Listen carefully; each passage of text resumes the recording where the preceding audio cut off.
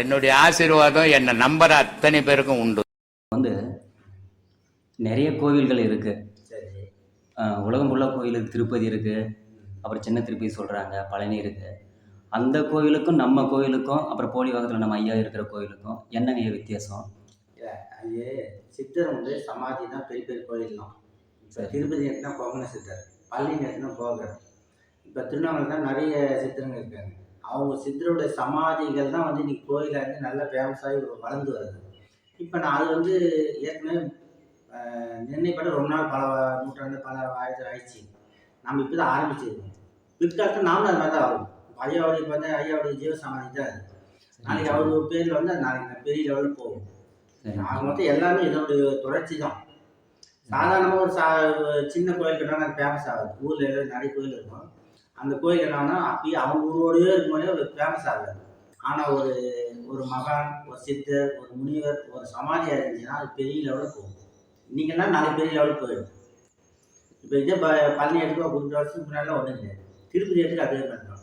இப்போ நம்ம தர்மபுரியில் காலபைரவர் கோயில் எடுத்து, ஆமாங்க சார், அதிகமான காலத்தில் கட்டின கோயில், ஏறக்குறைய ஒரு 1500 2000 வருஷத்துக்கு முன்னாடி கட்டின கோயில் இப்போ எவ்வளோ ஃபேமஸ் ஆகுது. ஆமாங்க சார், அதுக்கு ஒரு காலகட்டம். அந்த காலகட்டம் வந்து அது டெவலப் ஆகிடும்.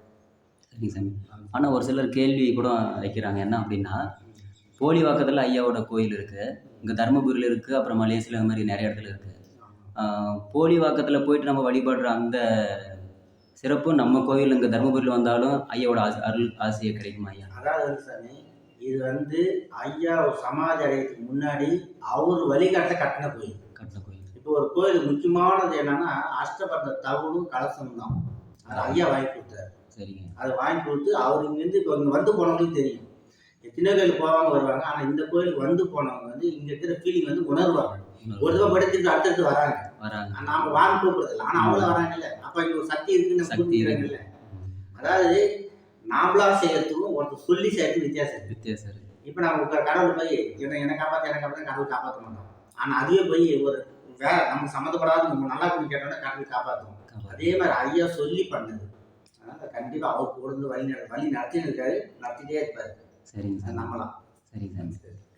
அப்புறம் ஐயாவுக்கு வந்து ரொம்ப பிடிச்சது வந்து இந்த உழைக்கிறதுனா ரொம்ப பிடிக்கும். உழைப்பாளிகளை பார்த்தா அது ஐயாவும் அதே மாதிரி எல்லா மகான்களையும் ஞானிகளும் பார்த்தோன்னா நல்லா பிச்சை எடுத்து சாப்பிட்றது, அப்புறம் சாப்பாடு தண்ணி கூட இல்லாமல் வாழ்ந்துருக்காங்க. ஆனால் நம்ம சாமி வந்து பார்த்தீங்கன்னா சின்ன வயசுலேருந்தே அவர் மறையும் காலம் வரையுமே உழைச்சி அவர் உழைப்பிலே சாப்பிட்ருக்காரு. அப்படிங்க அது வந்து அந்த சின்ன வயசுலேருந்தே அவர் கஷ்டப்பட்டு உழைச்சி 4 பேர் கொடுத்து வாழ வச்சு பார்த்து பழக்கம். அதே மாதிரி அவர் சொல்லுவார், பசின்னு வேண்டாம் நான் திருடி கூட வாங்கி கொடுத்துருவாங்க. அப்போ அந்த பசியோட கொடுமை அனுபவிச்சுதான் தான் அதை செய்யணும்னு தோணுது. இப்போ நீ ஒரு கஷ்டப்பட்டேன்னு வச்சுக்க, அடுத்தவங்க வாங்கி நம்ம இவ்வளோ கஷ்டப்பட்டு அவன் படக்கூடாதுன்னு நினைப்பேன். பட்டுன்னு யாரும் நினைப்பாங்களா? நல்ல மனசுக்கிறவங்க யாரும் சொல்ல மாட்டாங்க. அந்த மாதிரி ஐயா வந்து அந்த சின்ன வயசுலேருந்தே பல விதமான துன்பம் அடி உதப்பட்டு வந்ததால அடுத்து நல்லா நல்லா வச்சுட்டு போயிருக்காரு. ஆமாம், அதனால வந்து அந்த மனசு எல்லாத்துக்கும் வராது சாமி. சரிங்க சாமி. சாமி இப்போ வந்து பட்டினத்தாராக இருக்கட்டும், அப்புறம் ரமண மகரிஷியாக இருக்கட்டும், அப்புறம் நிறையா ஞானிகளுக்கு வந்து குருவே இல்லாமல் வந்திருக்காங்க. எப்படி ஐயா அது? இப்போ வந்து நீ யோகத்தில் வந்து இருக்கு, பாடம் வாங்கி பட்டுக்கிறீங்க. ஆமாம். நீங்கள் போய் இதை முழுமையாக பண்ணுவீங்களா பண்ண மாட்டாங்கன்னு தெரியாது.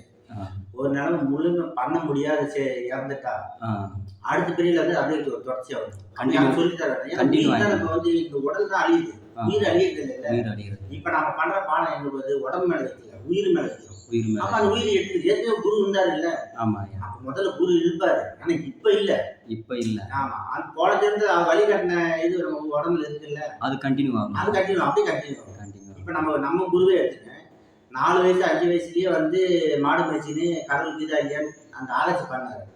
அவர் அதுக்கு முன்னாடி ஒரு ஆராய்ச்சி இல்லாத இந்த வயசுல எப்படி வரும்? ஆனால் ஐயா வந்து கண்டிப்பாக முன் ஜென்மத்தில் தொடர்ச்சி இருந்திருக்கும். இப்போ நாமளும் ஐயோட தொடர்ச்சிக்கு வந்து நாம அதை பாதிக்க போறோம், இல்லை நமக்கு அந்த பாதை அமையாது. அப்போ நம்ம இதில் வரணும், முன் ஜென்ம தொடர்ச்சி தான். ஆனால் வந்து அந்த டைம் தான் மாறும். இப்போ உங்களுக்கு என்ன வயசு? எனக்கு 33. 33 ஒரு வருஷம் 32 வயசுலேயே வந்துட்டேன். உங்களுக்கு 33 40 வயசு தானே அமைச்சு. எல்லாரும் ஒவ்வொரு காலம் அந்த மாதிரி ஒரே டைம் அமையாது. நான் வந்து இப்போ நீங்கள் உங்களுக்கு ஒன்று கொஞ்சம் தொடர்பு இருக்கலாம், ஆனால் இருக்கு இல்லை, இப்போ தான் ஆரம்பமே. அந்த மாதிரி எல்லாமே தொடர்பு முன்னுக்குள்ள இது இருந்தால் தான் வர முடியும். பக்தியில் யாருனாலும் கூப்பிட்டு வந்துடலாம், ஆனால் இதுக்கு வரணும்னா தொடர்பு இல்லாத வர முடியாது. சரிங்க. அது நிறைய குழந்தைகள் வந்து பார்த்தோம் அப்படின்னா பெற்றோர்கள் வந்து கடவுளை வழிபட சொல்லாமலே அது வழிபடுது, கையெடுத்து கும்பிடுது. ஆனால் ஒரு சில குழந்தைகள் சொன்னாலும் வழிபடுறதில்ல. அப்படி வழிபடாத குழந்தைகளை வந்து நம்ம கட்டாயப்படுத்தி வழிபட வைக்கலாமா? இல்லை, அது அதோடைய கர்மா.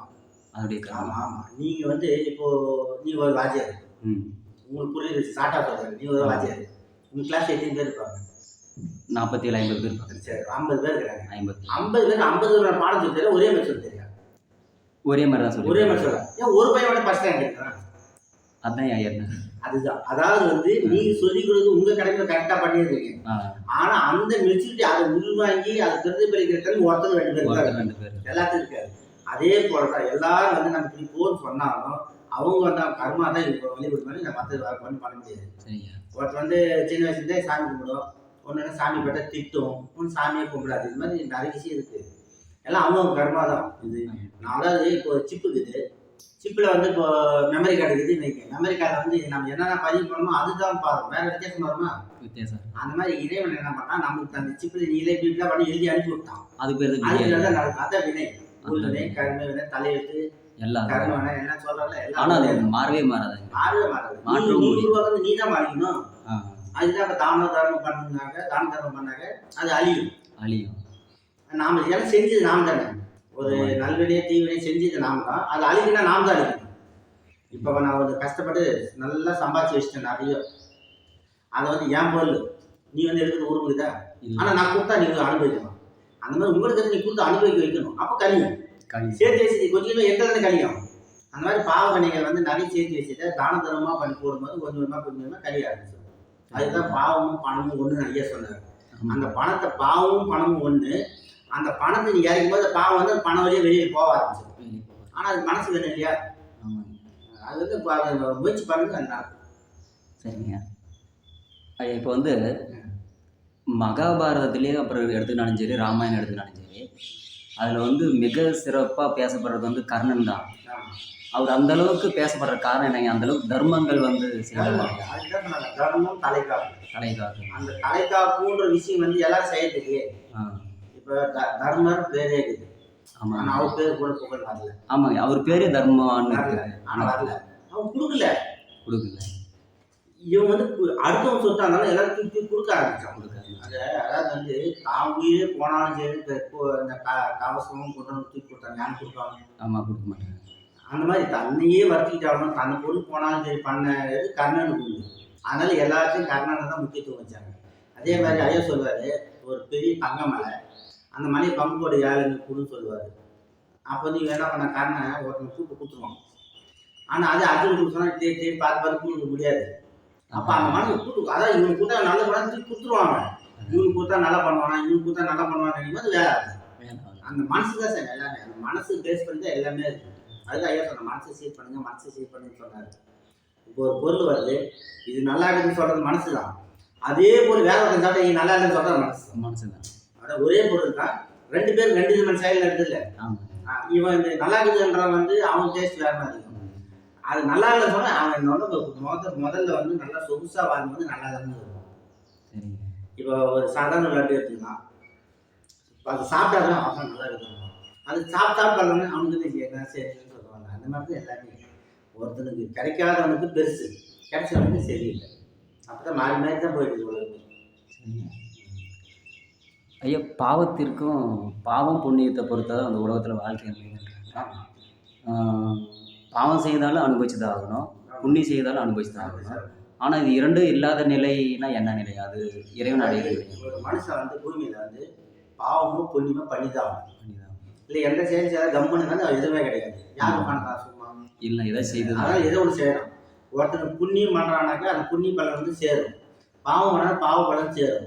புண்ணியம் வந்து இப்போ அந்த புண்ணிய பலன் சேர்த்து வச்சு வந்து எந்த வேலையும் செய்ய சும்மா உட்காந்துட்டாலும் சரி, அவன் சாப்பாடு கிடைச்சிடும். ஒரு மனுஷனுக்கு 3 தான் முக்கியம்: உணவு, உடை, இருப்பிடம். 3 இருந்தால் போதும். அந்த 3 கிடைக்குன்னா புண்ணியம் பண்ணி தான் ஈஸியாக கிடைக்கும். அது வந்து இவன் புண்ணியம் எக்ஸ்ட்ரா பண்ணா பெரிய பணக்காரன் போய் பார்ப்பான், அவன் வந்து சம்பாதிக்கணும் அவசியம் இல்லை, சாப்பிடுவான். பணக்காரனாக்கு வந்து அவங்க ஊடு வசதி இருக்குவான், அவங்களே கல்யாணம் வச்சுருவாங்க, படுத்து தூக்கத்தில் எல்லா வசதியும் பண்ணி கொடுத்துருவாங்க. அவனுக்கு என்ன இருக்குது, இது புண்ணியம் பண்ண அனுப்பிடுவான், சோகமாக இதுக்கு போயிடுவான். அதே பாவப்படுறவனுக்கு எதுவுமே கிடைக்காது. அப்போ பாவப்பட என்ன பண்ணுவான், இந்த 3க்கு சாப்பாடும் கிடைக்காது, துணிமணியும் கிடைக்காது, இப்போ இடம் இருந்தால் நாய் மாதிரி அடிப்பட்டு போவாங்க. அப்போ பாவப்படம் வந்து இது 2யும் இல்லாமல் இறைவன் போய் சேர்ந்துடும். இப்போ பல காலத்துக்கு தராசு பார்த்தீங்கன்னா 2 தட்டு இருக்கும், நடுவில் முள் இருக்கும்.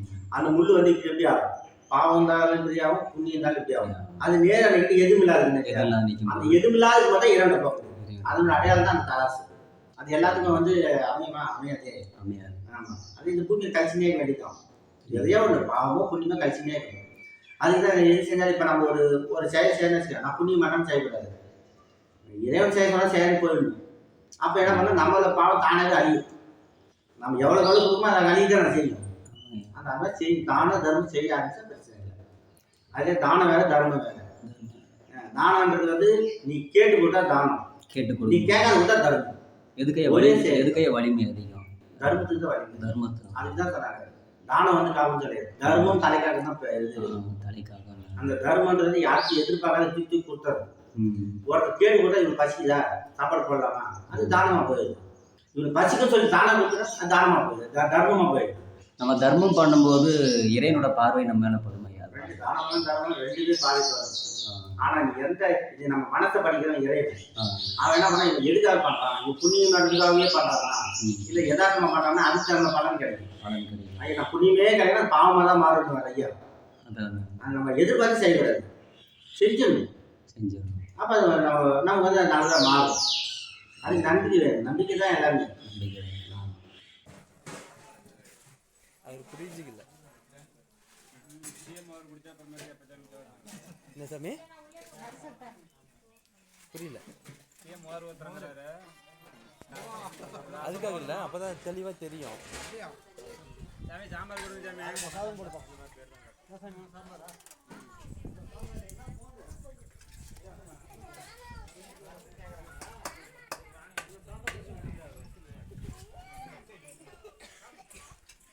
சீனியருக்குன்னு இவ்வளோ பெரிய இலை போட்டிருக்காங்க.